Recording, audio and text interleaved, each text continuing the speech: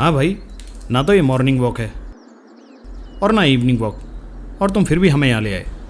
अच्छा एक बात बता, कहीं किसी शास्त्र में लिखा है कि वॉक केवल इवनिंग या मॉर्निंग में ही हो सकती है?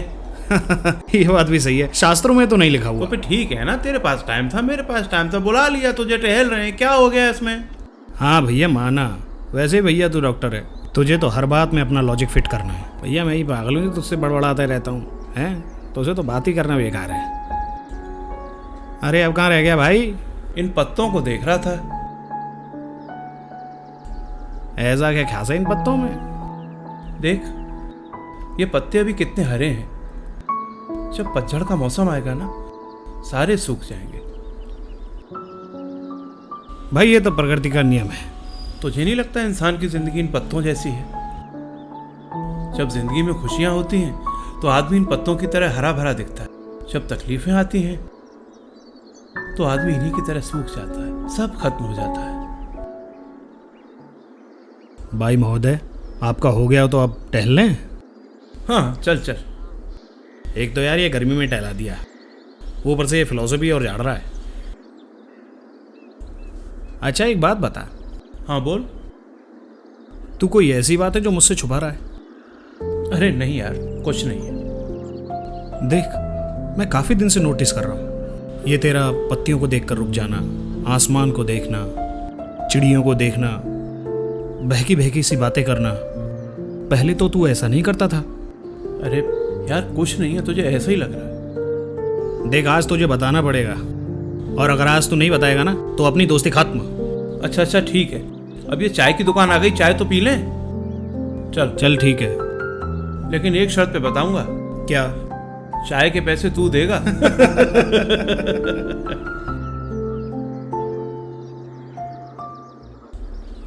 उस वक्त रात काफी हो चुकी थी। मैं अपनी बाइक चलाते चलाते सोच रहा था कि कहीं मेरी बीवी संजना ने मेरे बैग में कुछ ज़रूरी चीज़ें रखने से छोड़ न दी हों। लेकिन फिर मुझे याद आया कि जिस मरीज को मैं देखने जा रहा हूं उसको तो दवाओं की ज़रूरत ही नहीं है।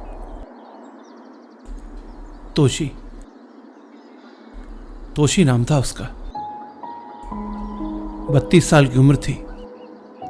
मैंने उसके कॉलेज टाइम की एक फ़ोटो देखी थी, बहुत हेल्दी थी वो। उसके पिता सुरेश सेन जादवपुर यूनिवर्सिटी में इंग्लिश के प्रोफेसर थे। तोशी को ऐसी दिल की बीमारी थी कि बंबई और कलकत्ता के बड़े बड़े सब अस्पतालों ने जवाब दे दिया था। उसके पिता भी जानते थे, मैं भी जानता था कि उसके बचने की कोई उम्मीद नहीं है। मगर जब भी तोशी की हालत ज्यादा बिगड़ती तो वो मुझे बुला लिया करती थी। नमस्ते अंकल। बेटा आओ। सॉरी बेटा, आज मैं ड्राइवर नहीं भेज पाया। अरे कोई बात नहीं अंकल, आप रहने दीजिए, चलिए।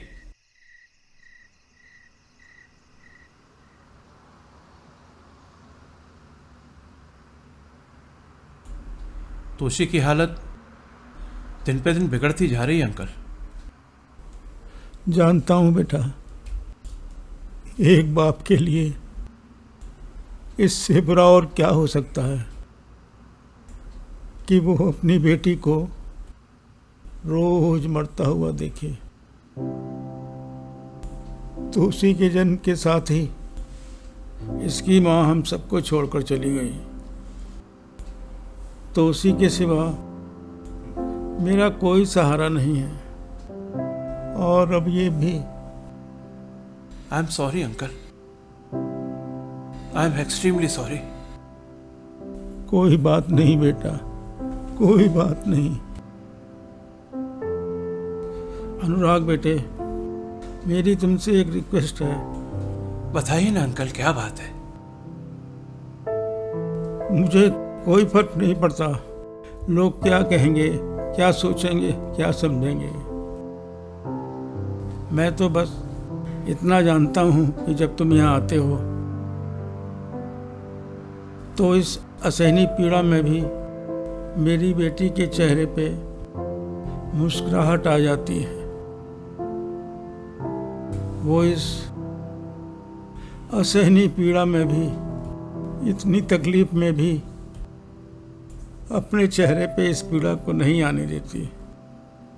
एक इंसान बहुत बेबस हो जाता है बेटा, जब वो चाह कर भी कुछ नहीं कर सकता, चाहे उसके सामने उसका कोई अपना तड़प रहा हो, आखिरी सांसें ले रहा हो। बेटा, मेरा कोई हक नहीं बनता, लेकिन फिर भी तुमसे एक रिक्वेस्ट है। बताइए ना अंकल, क्या बात है? मैं चाहता हूँ कि मेरी बेटी के इस आखिरी समय में तुम उसके साथ रहो, उसके पास रहो।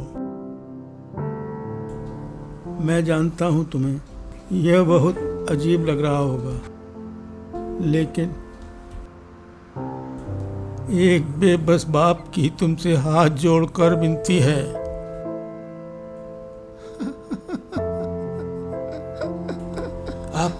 आप परेशान मत होइए अंकल, भगवान जो करेंगे अच्छा करेंगे। आप परेशान मत होइए, आप हिम्मत मत हारिए।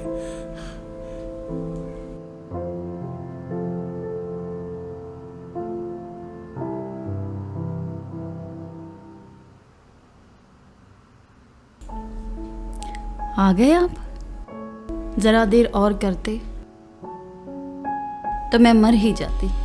ऐसा नहीं कहते तोशी, ऐसा नहीं कहते। आप कहाँ रह गए थे आज अनु? तुम तो जानती हो ना, डॉक्टर का पेशा है। एक सीरियस पेशेंट आ गया था, वहीं देर हो गई। तुम जरा ठीक से बैठो, दबा लो हैं।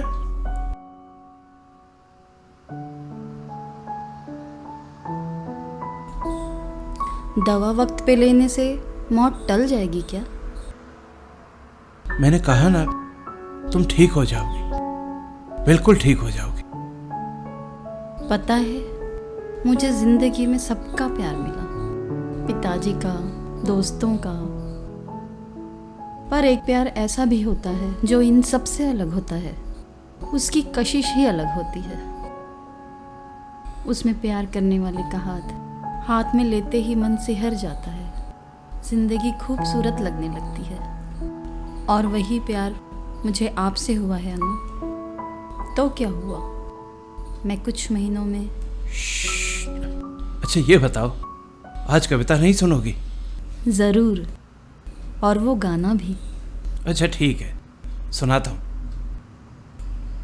अगर प्यार में कुछ और नहीं, सिर्फ दर्द है, तो क्यों है ये प्यार? क्यों? कैसी मूर्खता है ये? खत में चलती छांव और आंखों में चमकते पागलपन के साथ मरुस्थल का ये बारंबार चक्कर क्यों? क्यों है ये प्यार? क्यों?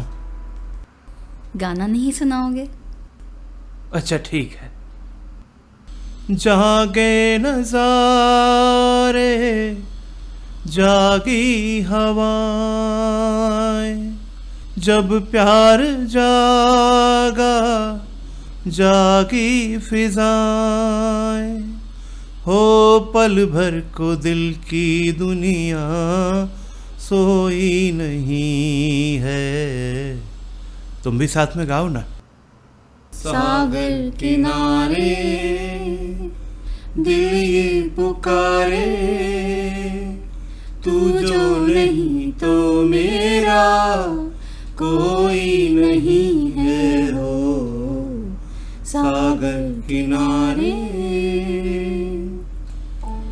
मैंने उसे गाना सुनाया और वो सो गई।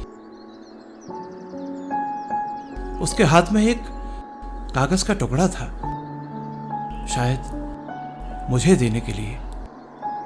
मैंने उसके हाथ से वो कागज का टुकड़ा लिया, उसे देखा, अपनी जेब में रखा और वहां से चला आया। उस पर मेरा और उसका नाम लिखा था। लेकिन मैं ये सोच रहा था कि क्या तोशी के साथ मेरा जिस तरह का रिश्ता बनता जा रहा था, क्या वो सही है? कहीं मैं अपनी पत्नी संजना को धोखा तो नहीं दे रहा हूं? अरे सुनते हो, कहाँ हो?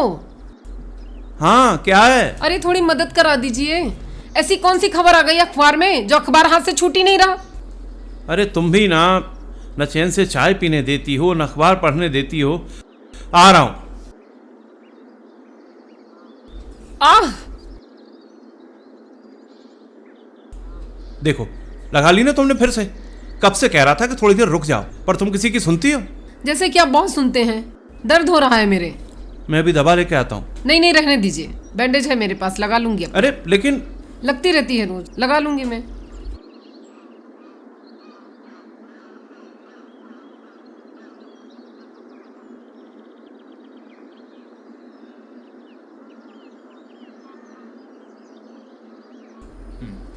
आजकल आप मुझसे नजरें क्यों चुराने लगे हैं? अरे नहीं, ऐसा कुछ नहीं है। नहीं नहीं, आप बात भी बहुत कम करते हैं, खोए खोए से भी रहते हैं। कहीं कोई और तो पसंद नहीं आ गई है? तुम भी कुछ भी बोलती रहती हो। कमाल है भाई।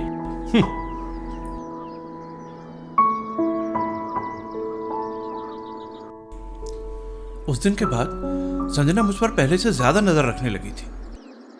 मैं क्लिनिक जाता तो दरवाजे पर खड़ी रहती। शायद उसने झुंझलाहट में मेरी खामोशी पकड़ ली थी। एक शाम में क्लिनिक से घर लौटा तो संजना, संजू, अरे कहाँ हो भाई? जरा एक गिलास पानी तो लाओ।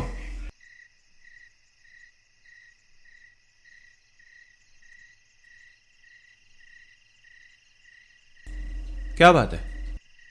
क्या हुआ?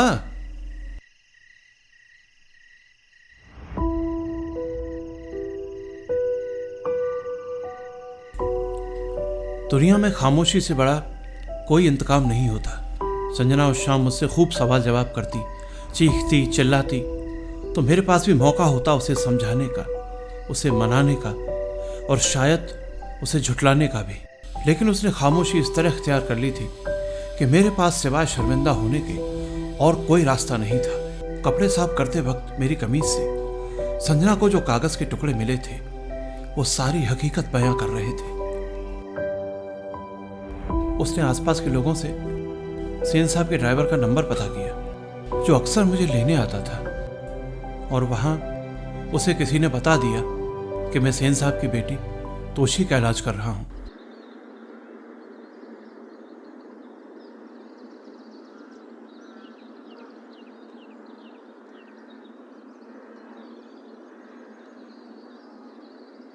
खाना टेबल पर रखा है, खा लीजिए। ये कहकर वो दूसरे कमरे में चली जाती। मैं कमरे में जाता तो रसोई में चली जाती। मैं रसोई में जाता तो कपड़े सुखाने बालकनी में चली जाती।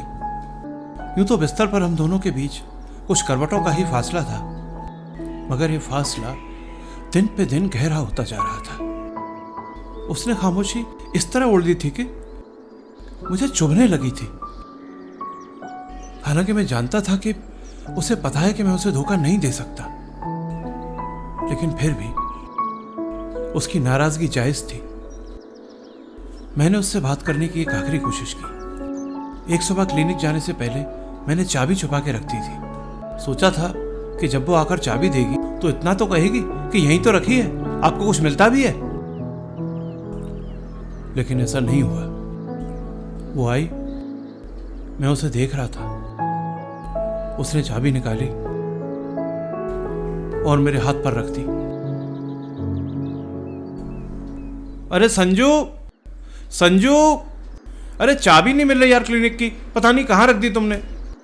संजू, चाबी नहीं मिल रही, देखो।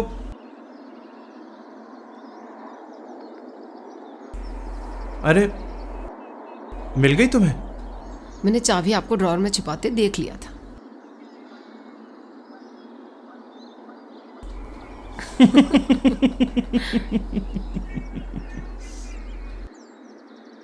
अरे संजू, क्या हुआ? संजू, देखो देखो, मैं तुमसे प्रॉमिस करता हूं आज के बाद मैं कभी तोशी के घर नहीं जाऊंगा, कभी नहीं जाऊंगा। वो गौर से देख रही थी मेरी आंखें, जो सच बोल रही थी, और ये भी कि ये सच बोलना मेरे लिए कितना मुश्किल था। कहने को हमारी छोटी सी दुनिया में खुशियां फिर से लौट आईं, लेकिन तोशी सेन, उसका दर्द, उसकी बातें, उसकी मोहब्बत मैं भुला नहीं पा रहा था। मैं उसकी वो मोहब्बत था जिसकी चाहत उसने जिंदगी के आखिरी मोड़ पर की थी। वो लड़की जिसके जिस्म की हर नस दर्द से फट रही हो, उसे मेरे नाम से राहत मिलती थी। वो उन सूखे हुए होठों से मेरा नाम लेती थी जिन पर मौत अपनी नीली स्याही से अपना नाम लिखने के लिए बेताब थी। ये बेवफाई थी या इश्क, मगर जो भी था पाक था। संजना, बस यही एक नाम था जो मुझे बार बार रोक लेता था।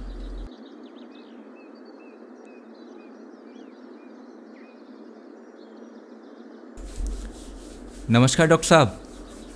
वो साहब आपको लगातार फ़ोन कर रहे हैं, आप उनका फ़ोन नहीं उठा रहे हैं, और तोशी मेम साहब भी आपको लगातार फ़ोन कर रही हैं, तो ये आपके लिए ख़त भेजा है।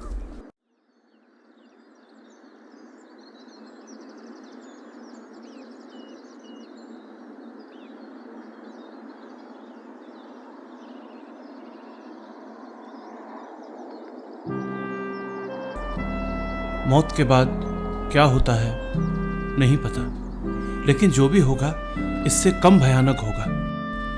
ऐंठी हुई सांसें फटती हुई लगती हैं, सारी सांसें सीने में अटक जाती हैं। दर्द जिसमें यहाँ वहाँ बारूद की तरह फटता है। जानते हो इन सारी तकलीफों में सबसे बड़ी तकलीफ क्या है?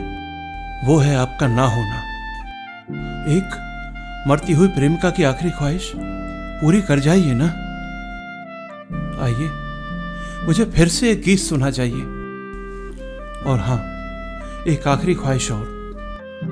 जब रूह मेरे जिस्म से निकल रही हो, बस एक बार मेरे माथे को चूमकर अपने प्यार का सबूत दे दीजिएगा।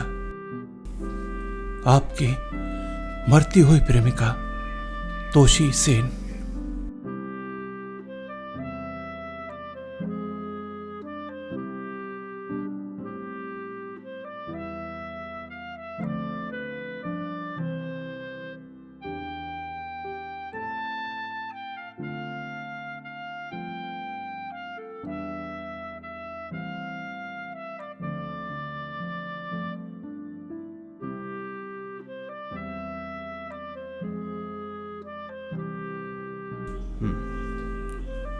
एक शाम इतवार को मैंने संजना से वादा किया कि मैं उसे बाहर घुमाने ले जाऊंगा।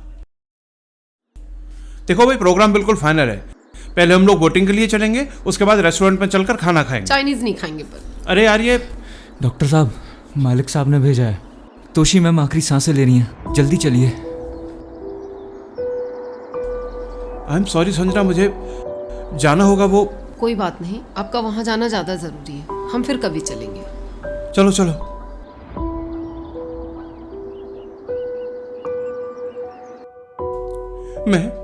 मैं आना चाहता था तोशी, लेकिन मैंने कोशिश की, मैं नहीं आ सका। नहीं तोशी, नहीं, तुम ऐसे नहीं जा सकती। नहीं, मैं अभी तुम्हें इंजेक्शन देता हूं। मेरा बैग मेरे पास नहीं था। न्यूजीलैंड में परेशान होकर मैं जब रो रहा था तो एक हाथ मेरे कंधे पर आया। मैंने सिर उठाकर ऊपर देखा तो संजना मेरा बैग लिए मेरे सामने खड़ी थी।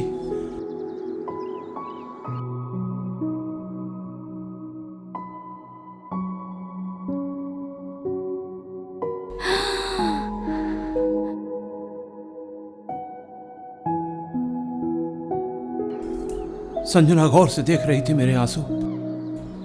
फिर मैंने देखा तोशी के चेहरे पर चुटकी भर मुस्कुराहट आई। उसके सूखे हुए होठों की दरारें जरा सी फैली और फिर एक हिचकी के साथ नब्ज थम गई। नहीं तोशी, नहीं नहीं, तुम ऐसे नहीं जा सकती तोशी। आज कविता नहीं सुनोगी तोशी, आज कविता नहीं सुनोगी।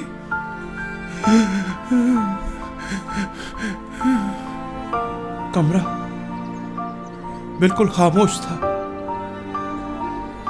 मेरी नजर उन कागज के टुकड़ों पर गई जिन पर अक्सर तोशी मेरा और अपना नाम लिखा करती थी। वो कागज के टुकड़े मेरी थोड़ी सी बेवफाई का सबूत दे रहे थे। मेरी थोड़ी सी बेवफाई का सबूत दे रहे थे।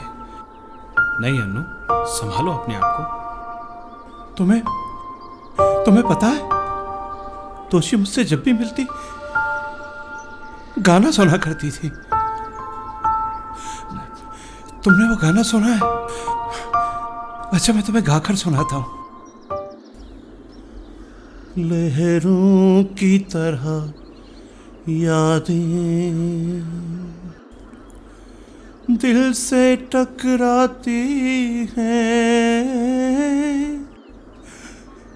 तूफान उठाती हैं। लहरों की तरह यादें। संभालो अपने आप को अनु, संभालो। नहीं अनु, संभालो, संभालो अपने आप को। नहीं अनु, नहीं, संभालो अपने आप को।